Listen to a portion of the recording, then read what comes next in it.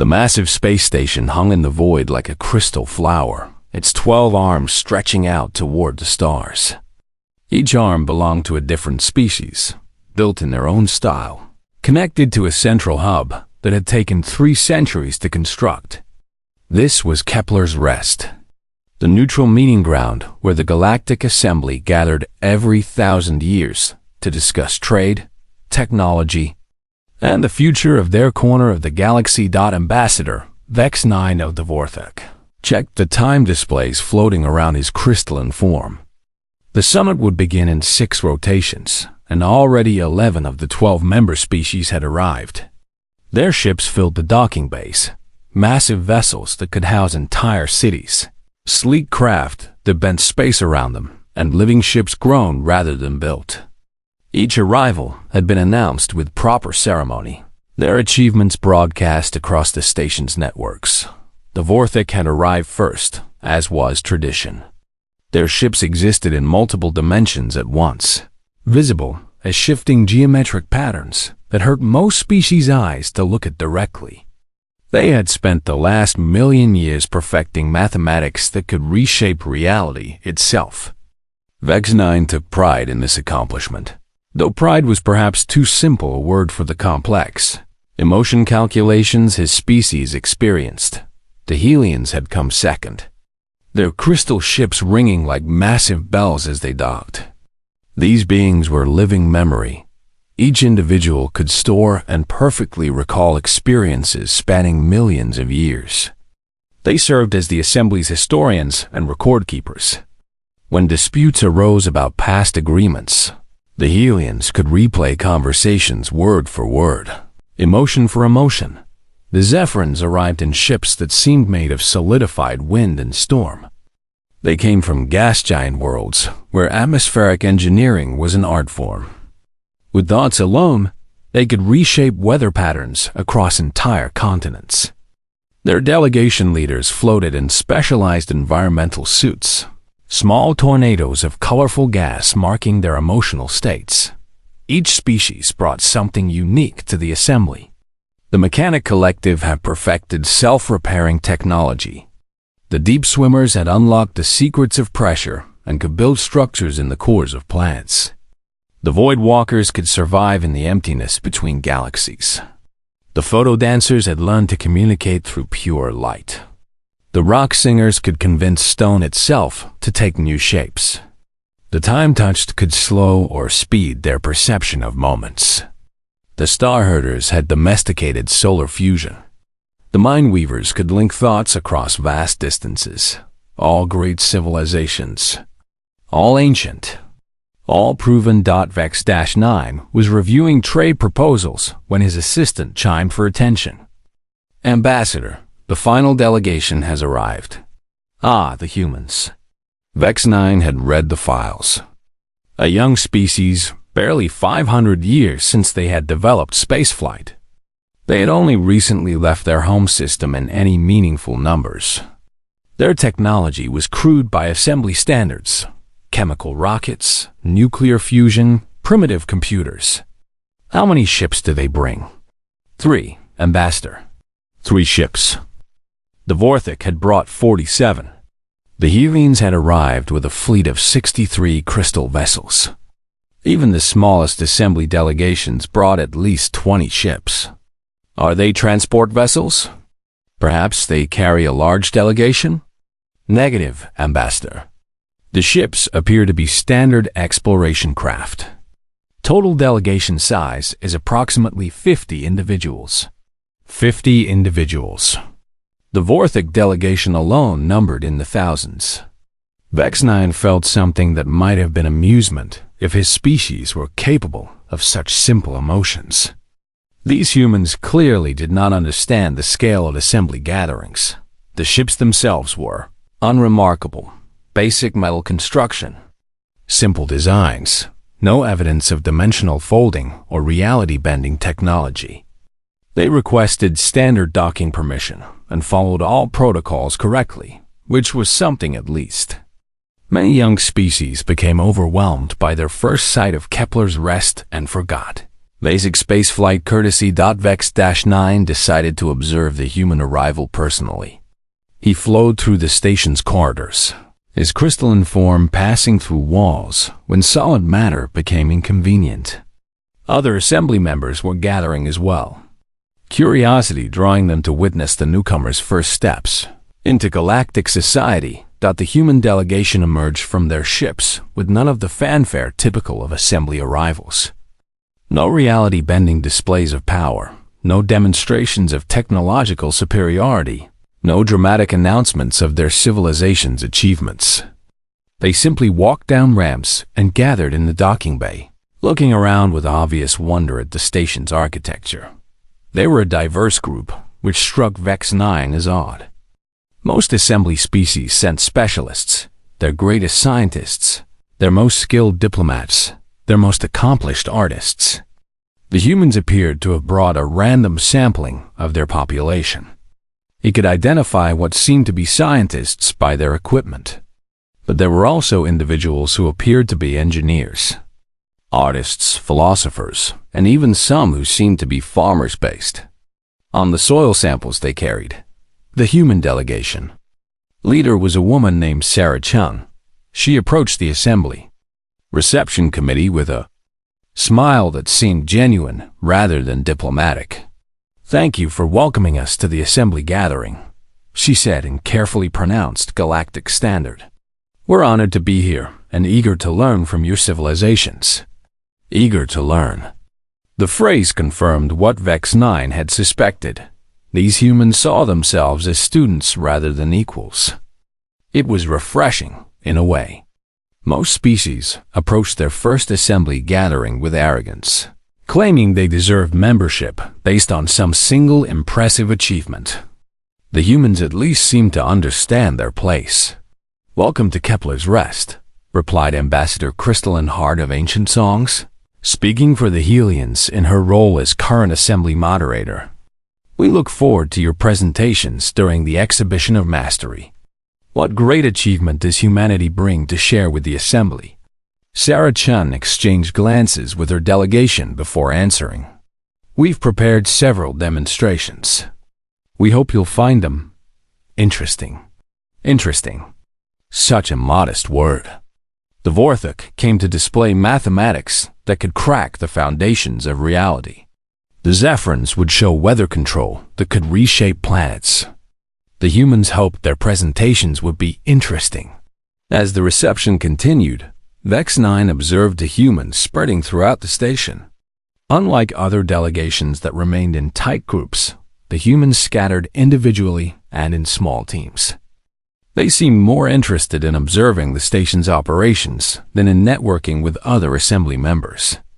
He watched one human spend an entire hour studying how the station's waste recycling systems worked. Another sat in a corner, sketching the architectural details of the central hub. Their behavior was puzzling but harmless. The assembly had welcomed stranger species before. At least the humans were polite and followed protocols. Their primitive technology and modest approach would make for an amusing interlude during the formal presentations. The real business of the assembly, negotiating trade agreements, sharing advanced technologies, planning joint expeditions to distant galaxies, would happen between the serious civilizations. The humans could observe and learn, and perhaps in a few thousand years they might develop something worth contributing. For now, they were simply an interesting curiosity, a reminder of how far the great civilizations had advanced beyond their own primitive beginnings. The exhibition of mastery began at the station's dawn cycle, when the artificial sun reached its zenith in the central observation dome. Representatives from across the galaxy gathered in the vast amphitheater, its walls shifting to accommodate the environmental needs of each species. The air shimmered with translation fields, allowing perfect communication between beings whose very concepts of language differed as much as their biology.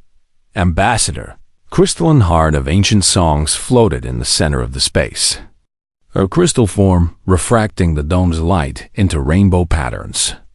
"We gather to witness the pinnacle achievements of our civilizations," she announced, her voice resonating through both sound and direct thought transmission. "Let each species demonstrate why they merit continued membership in our assembly." The Vorthok went first. Vex 9 materialized in the demonstration area, his form shifting between dimensions. With movements that were mathematics made visible, he began reshaping reality itself. The air around him folded inward, creating a pocket of space that existed in 17 dimensions simultaneously. Inside this impossible geometry, matter appeared from nothing, not through energy conversion, but through pure mathematical proof that the matter should exist. The demonstration climaxed when Vex 9 reached into the folded space and withdrew a perfect sphere of crystallized time. The sphere contained a moment, a single heartbeat from a star's life, captured and preserved. He placed it gently on the demonstration platform, where it continued to pulse with stellar light. "Transportation without distance," Vex 9 explained. "Communication without delay. Construction without materials. This is what the Vorthok offered to the assembly." The gathered delegates murmured appreciation in dozens of different ways.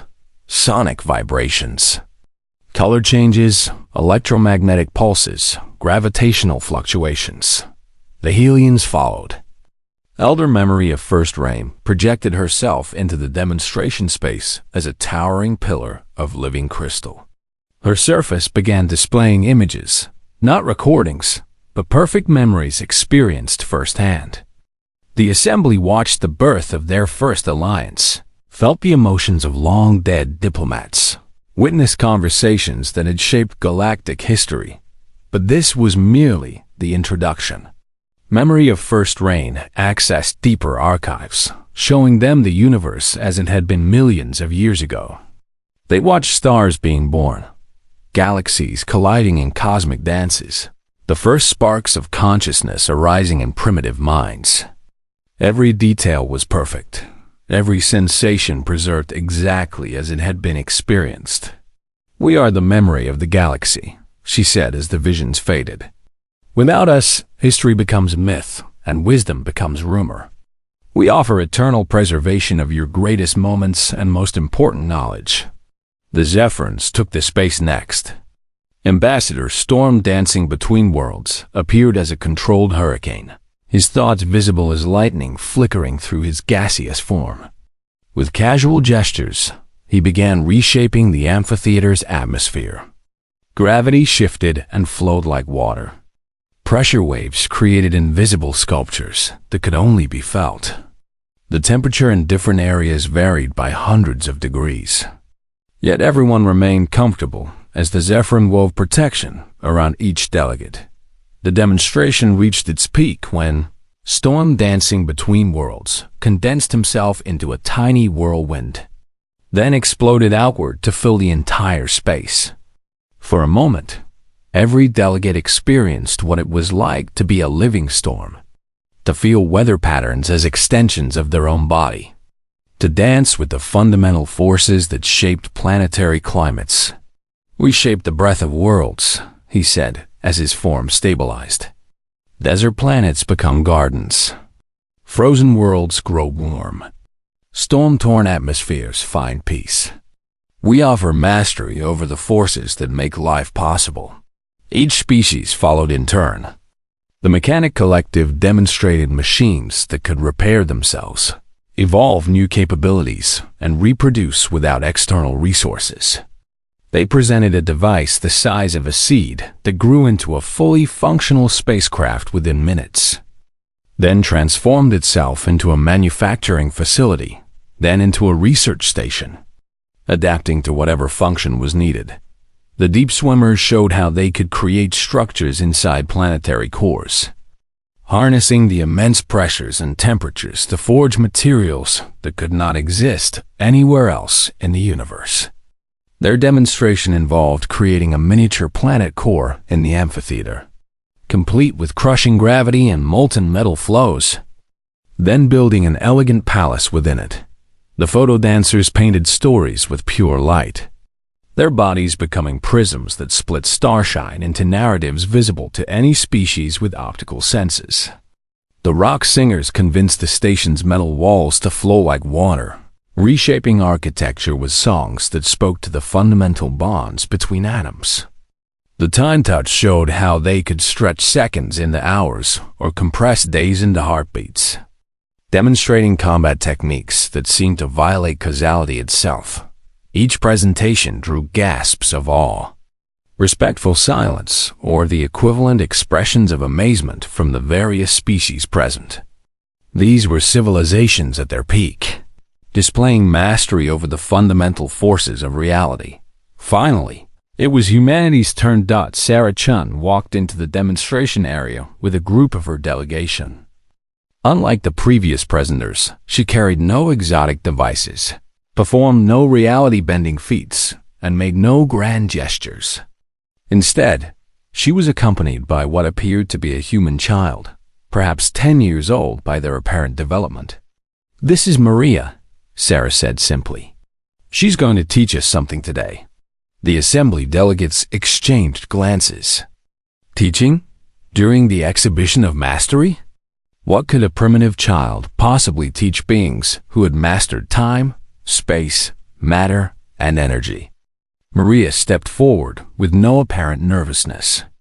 She had brought colored blocks, simple geometric shapes that appeared to be made of basic plastic. She began arranging them on the floor while speaking in clear, patient tones.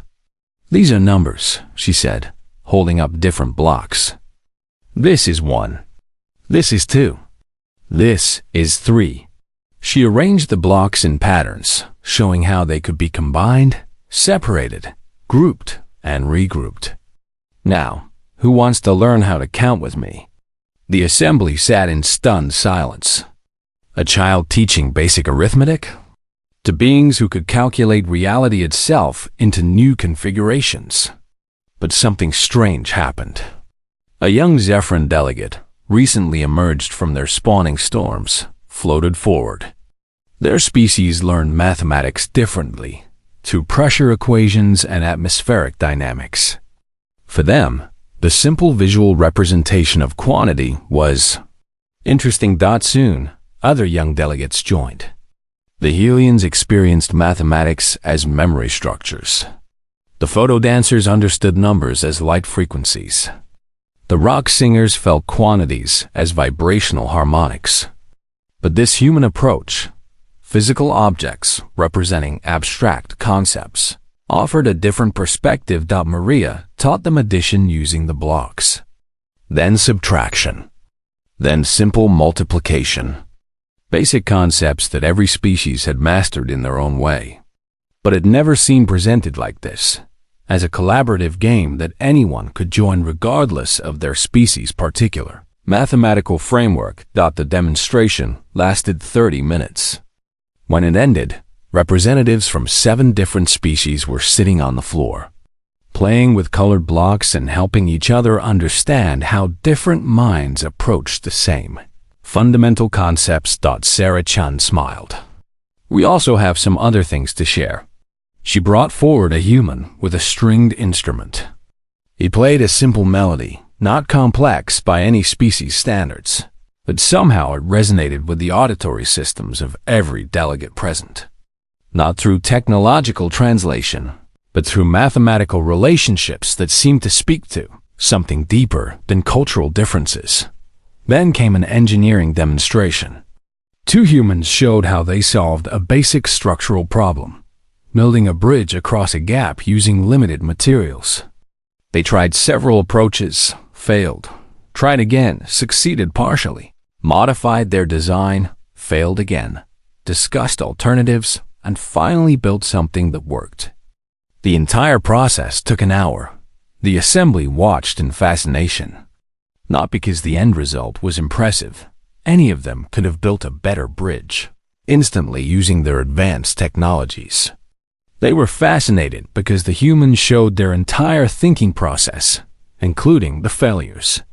Most species hid their mistakes, presenting only polished final results. The demonstrations continued. Humans showing how they grew food from soil, how they made tools from raw materials, how they solved problems through trial and error rather than perfect calculation, how they worked together even when they disagreed. When the presentations ended, polite applause filled the amphitheater. The humans had been interesting, charming in a primitive way. Their earnest approach to basic concepts was endearing. But as the delegates filed out, discussing trade agreements and technological exchanges, the consensus was clear. Humanity was a young species with potential, but they had nothing to offer that could match the mastery displayed by the true galactic powers. Some of the younger delegates chuckled quietly about colored blocks and simple melodies. It was sweet that the humans tried so hard, but the real business of the assembly lay with civilizations that had moved beyond such elementary concepts. The first warning came as a subtle vibration through Kepler's rest, so slight that most delegates dismissed it as normal station operations. The second warning was impossible to ignore. Emergency lights flooded the corridors with pulsing red illumination, and the station's AI began broadcasting urgent alerts in 17 different languages simultaneously. "Attention all assembly delegates," the synthesized voice announced. "Critical failure detected in orbital. Ring 7. Immediate evacuation protocols are now in effect for all non-essential personnel." Ambassador Vex 9 materialized in the central command center, his crystalline form shifting through several dimensions to process the incoming data streams. The situation was worse than the initial alerts had suggested. Orbital Ring 7, one of 12 massive structures that surrounded Kepler's Rest's host planet, was experiencing cascade structural failures. The ring served both as a transportation hub and as a gravitational anchor point for the planet's 3 smaller moons. If the ring collapsed completely, the debris would rain down on the planet's surface. The world below was home to 47 million beings from various non-assembly species, refugees, traders, researchers, and colonists who had made their lives in the neutral zone. The projected impact sites included 3 major cities and countless smaller settlements. Elder, memory of first rain flowed into the command center, her crystal structure pulsing with rapid data access as she searched through millions of years of archived emergency responses. "I am retrieving all relevant crisis management protocols," she announced, scanning for historical precedents of orbital structure failures and successful intervention strategies. Storm dancing between worlds arrived as a controlled tornado, immediately beginning atmospheric calculations. "The debris field will create massive pressure waves," he said, his lightning-shot form flickering with computational energy. "I can analyze wind patterns and atmospheric densities to predict impact zones and potentially deflect smaller fragments through weather manipulation." The assembly's greatest minds had gathered within minutes, each approaching the crisis through the lens of their particular expertise. The Mechanic Collective dispatched self-repairing drones to assess structural weak points. The deep swimmers prepared to strengthen the ring's foundation anchors buried deep in the planet's crust. The Void Walkers calculated trajectories for debris that might escape into space. The photo dancers began establishing light-based communication networks for coordinating rescue efforts. Each species worked frantically, but separately. The Vorthic attempted to solve the crisis through dimensional mathematics, calculating ways to shift the failing ring sections into parallel spaces where their collapse would not affect normal reality. The Helians cross-referenced every similar emergency in galactic history, searching for proven solutions. The Zephyrins focused on atmospheric intervention, trying to create pressure barriers that could slow falling debris.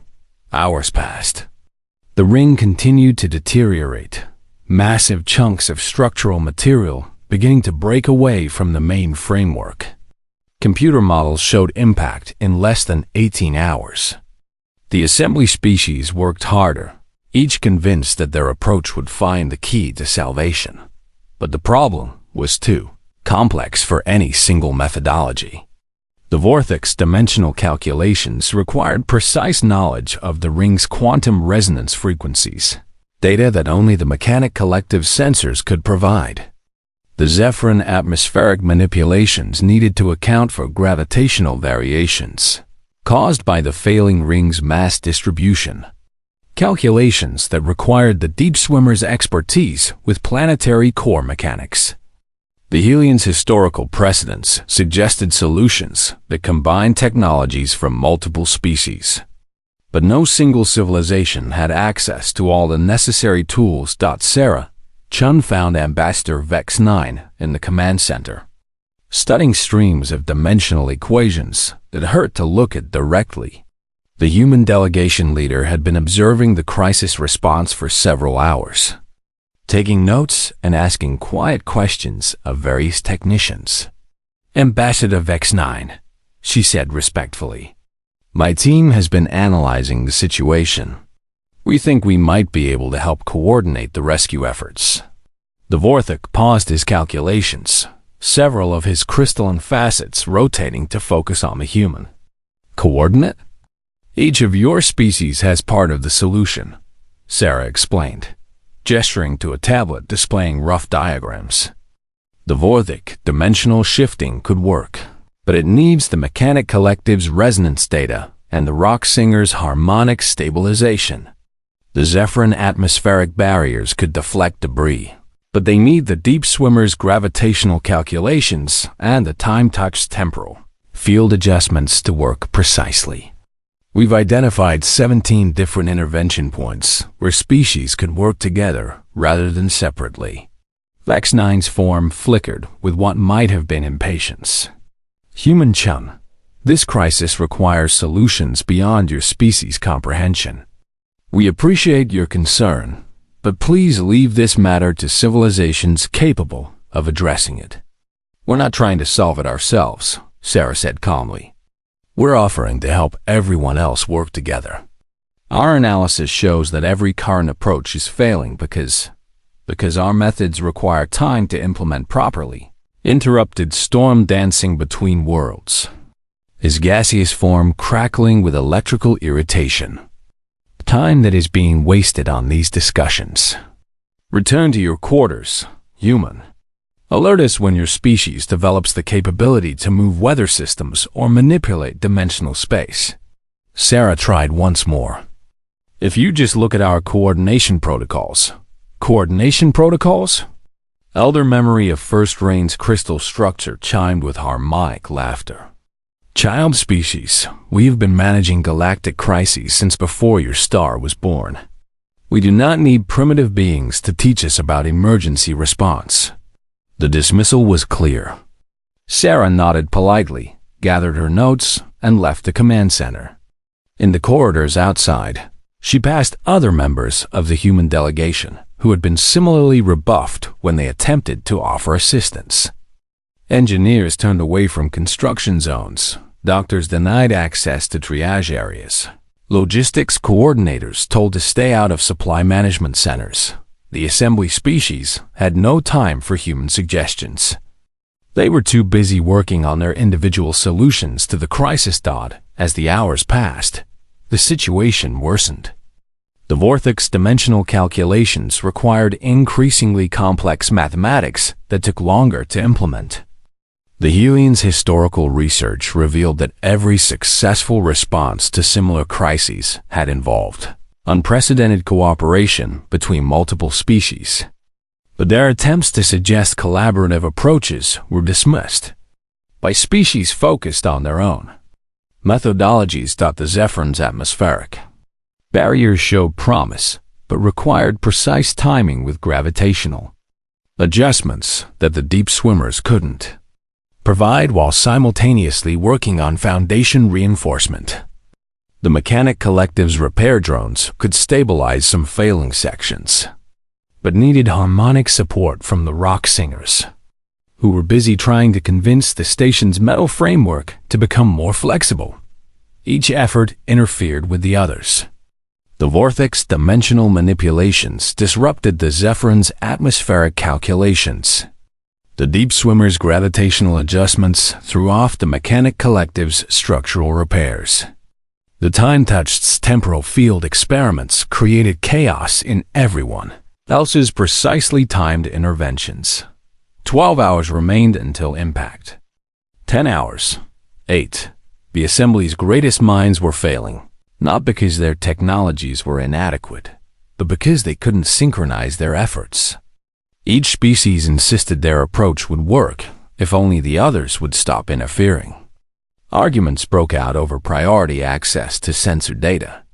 Competition replaced cooperation as each civilization tried to prove their solution was superior. In their quarters, the human delegation worked quietly on contingency plans. They couldn't solve the crisis with their primitive technology, but they could at least try to minimize casualties when the ring fragments hit the planet's surface. They prepared medical supplies, calculated evacuation routes for the most vulnerable populations, and organized emergency shelters using basic materials. No one asked for their help. No one wanted to hear their suggestions about coordination and cooperation. The Assembly's advanced civilizations were too busy demonstrating their individual excellence to notice that they were all failing together. The orbital ring continued its slow collapse, chunks of debris beginning to glow as they entered the planet's atmosphere. Time was running out, and the greatest minds in the galaxy couldn't find a way to work as one. The humans watched, took notes, and prepared for the worst while hoping someone would swallow their pride long enough to ask for help with something as simple as talking to each other. No one did. The first human ship departed Kepler's Rest with no fanfare, no formal announcement, no requests for clearance beyond standard traffic protocols.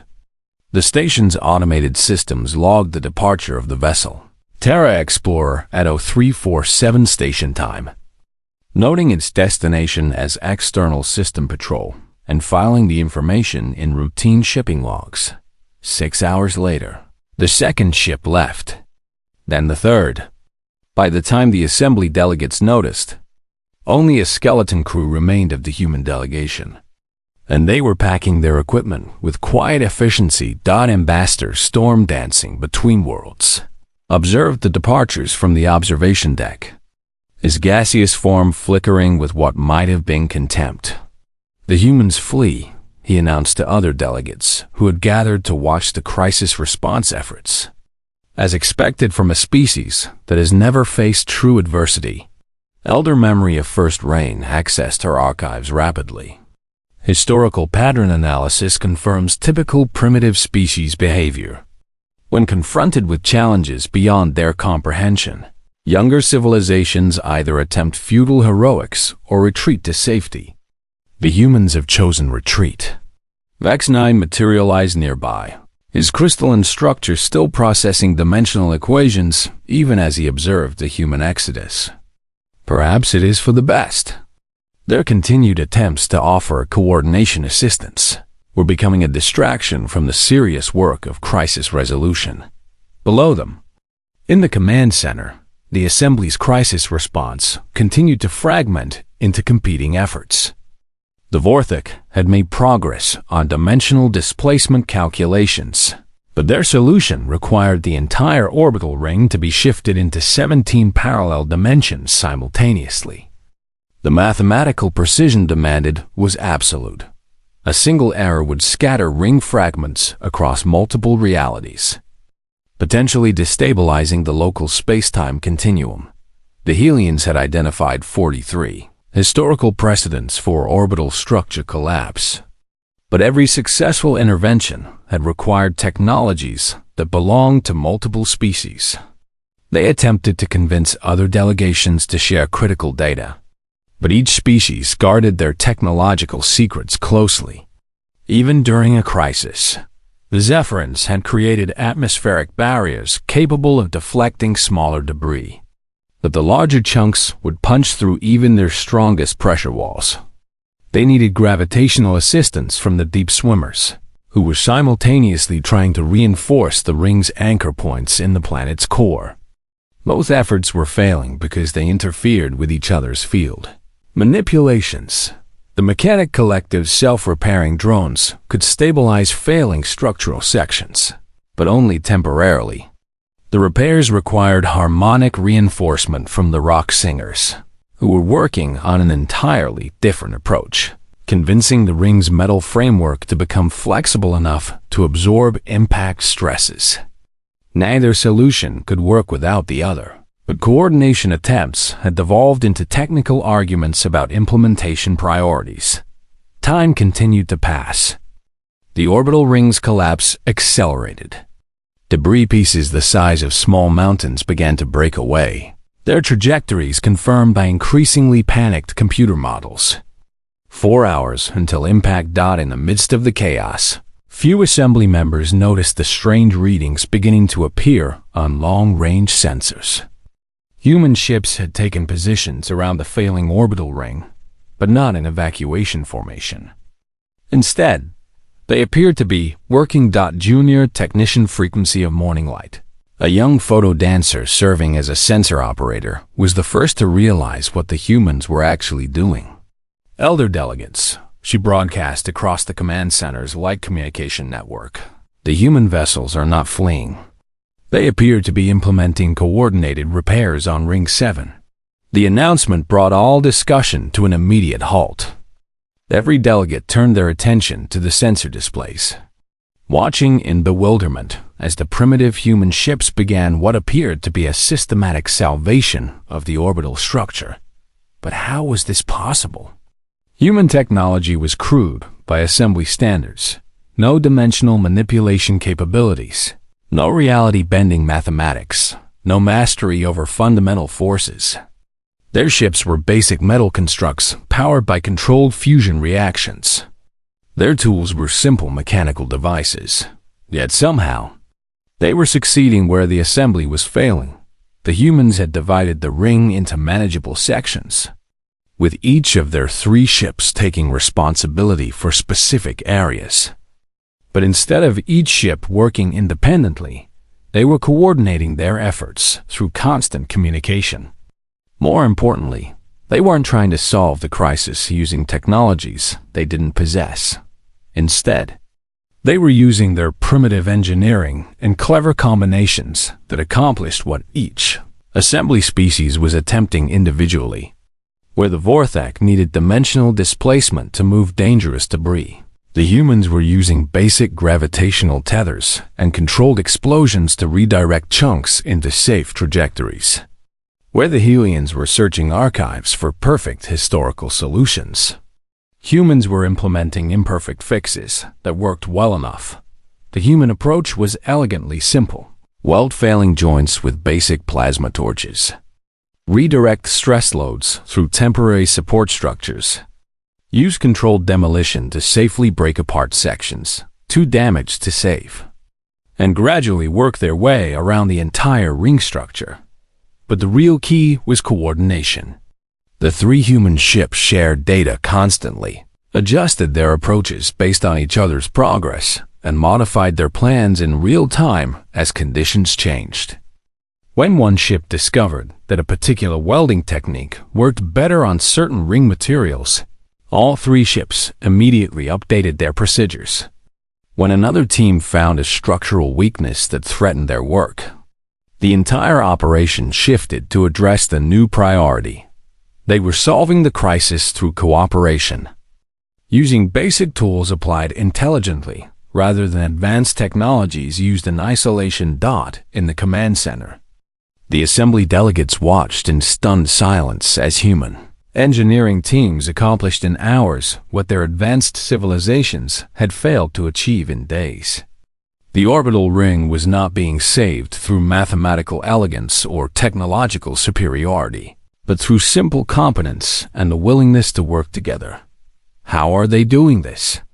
Demanded Storm, dancing between worlds, his gaseous form crackling with frustration. Their technology is primitive. Their ships are barely capable of spaceflight.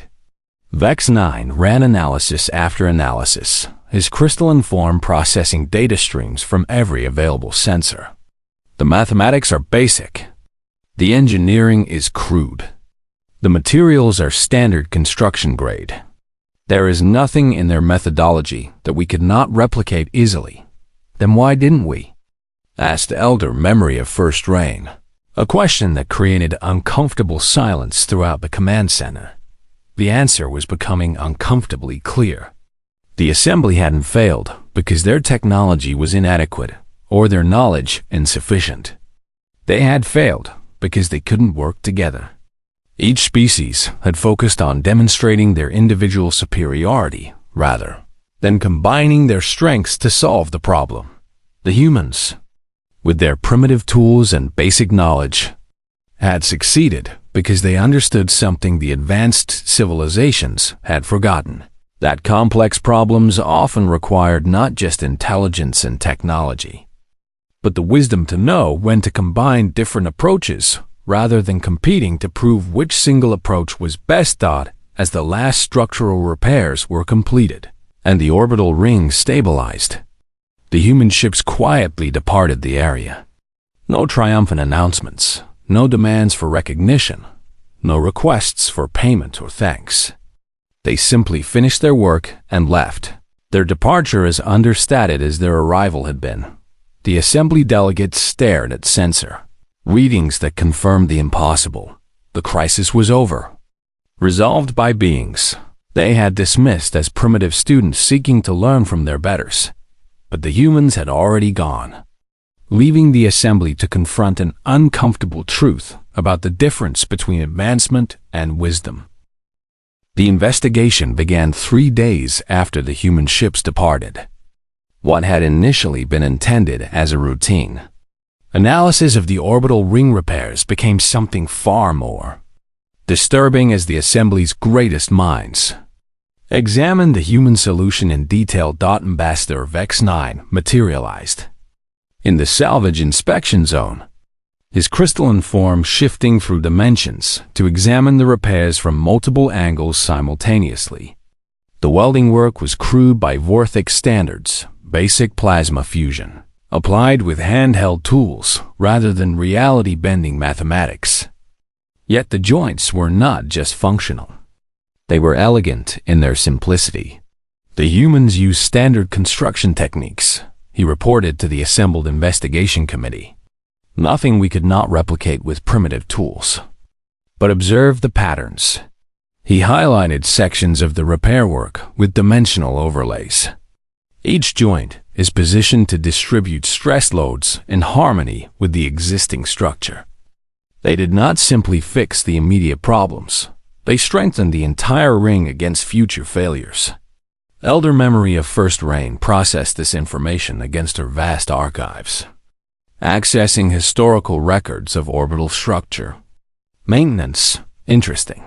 The human repair methodology matches optimal engineering patterns from civilizations that mastered large-scale construction across 17 different galactic epochs. But these patterns were never codified into formal procedures. How did the humans know to use them? The answer came from an unexpected source. Junior Technician Frequency of Morning Light had been monitoring human communications during the crisis, not to spy, but because she was curious about their coordination methods. What she had recorded was remarkable. They talked constantly, she reported, her light form flickering with excitement. Not just technical data exchange, but actual conversation. They discussed alternatives, shared ideas, admitted when they were wrong, asked for help when they needed it. When one team discovered a technique that worked, they immediately shared it with everyone else. Storm dancing between worlds swirled around the investigation area, his gaseous form troubled. But sharing techniques during crisis response is obvious. Of course, emergency teams coordinate their efforts. Do they? Asked Frequency of Morning Light. When did the Zephyrins last share atmospheric manipulation data with the deep swimmers? When did the Vorthic offer dimensional calculations to assist mechanic collective repairs? The humans were not just coordinating. They were teaching each other and learning from each other in real time. The implications of this observation led to a deeper investigation. The assembly's best analysts began studying everything the humans had done during their 3 days on Kepler's rest. And the discoveries became increasingly troubling. The humans hadn't just solved the orbital ring crisis. While the assembly delegates had been focused on crisis response, human teams had been quietly identifying and addressing dozens of other problems throughout the station. Food distribution inefficiencies that were causing minor shortages in several sectors. Air recycling inconsistencies that were creating subtle atmospheric imbalances. Power grid irregularities that occasionally disrupted artificial gravity fields. Waste management bottlenecks that were building toward future sanitation crises. Most disturbing of all, they had identified growing tensions between different assembly species based on overlooked cultural conflicts in shared spaces. The Helians' constant memory archives were creating psychological stress for species that valued forgetting painful experiences. The Vortex dimensional experiments were causing disorientation among species locked into three-dimensional perception. The Photodancer's light communications were inadvertently triggering defensive responses from species that associated rapid light changes with predator behavior. None of these issues had been deliberately malicious, but they were accumulating into serious problems that could have fractured the assembly within a few years. The humans had identified 17 potential flashpoints and had begun implementing quiet solutions, adjusting lighting patterns, creating cultural buffer zones, establishing communication protocols that accommodated different species' needs. How did they see these patterns when we did not? Demanded elder memory of First Rain, her crystal structure chiming with frustrated harmonics. We have archives spanning millions of years. We have technologies that can analyze reality itself. How did a primitive species identify problems that our greatest minds missed? The answer came from an unexpected analysis.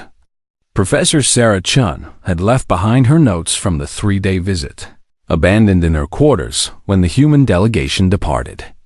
The documents revealed a sophisticated understanding of systems thinking that none of the assembly species had recognized. The humans approached problems not as isolated technical challenges, but as interconnected systems where solutions in one area affected conditions in others. They had studied the assembly not as individual species with separate capabilities, but as a complex ecosystem where different approaches could strengthen or interfere with each other. Their demonstrations during the exhibition of mastery hadn't been primitive displays of basic concepts. They had been subtle lessons in collaborative problem-solving, showing how simple tools could be combined to achieve complex results. How different perspectives could reveal solutions that no single approach would find. The colored blocks that taught. Mathematics weren't just about counting. They were about finding common ground between different ways of understanding reality. The music that resonated with every species wasn't just about harmony. It was about finding frequencies that connected rather than divided. The engineering demonstration that showed trial and error wasn't about primitive problem solving. It was about the value of sharing failures as well as successes.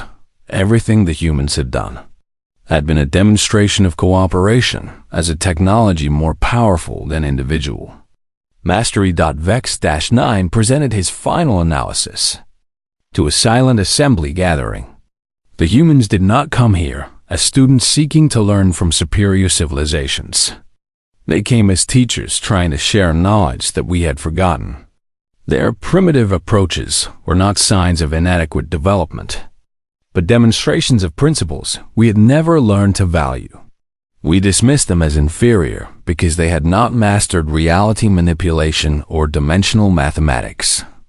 But they had mastered something more fundamental, the ability to combine different strengths, rather than competing to prove individual superiority.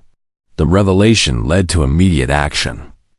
The assembly voted unanimously to establish their first interspecies cooperative council, with representatives from each civilization committed to sharing resources and knowledge rather than guarding them jealously. They instituted new protocols for crisis response that prioritized collaboration over individual achievement. They restructured their gatherings to encourage cross-species learning rather than competitive demonstrations.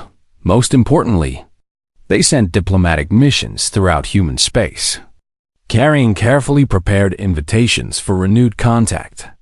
They wanted to learn from the masters of cooperation, to understand the principles that had led a primitive species accomplish what advanced civilizations could not, but they never found humanity. Again, human ships were observed throughout the galaxy, but always in transit, always working, always departing before official contact could be established.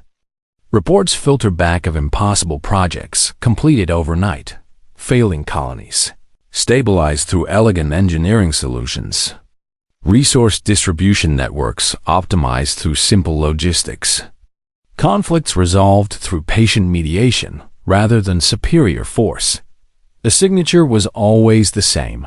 Problems solved not through individual technological superiority, but through the coordinated application of simple tools used cleverly. Solutions that shouldn't work according to any single species' understanding, but somehow did because they combined principles that no one civilization had ever thought to merge. The assembly had laughed at humanity's apparent simplicity, dismissing them as students who needed to learn from their betters. Now, they realized they had encountered masters of something they had never learned to value: the art of making others better than they could be alone.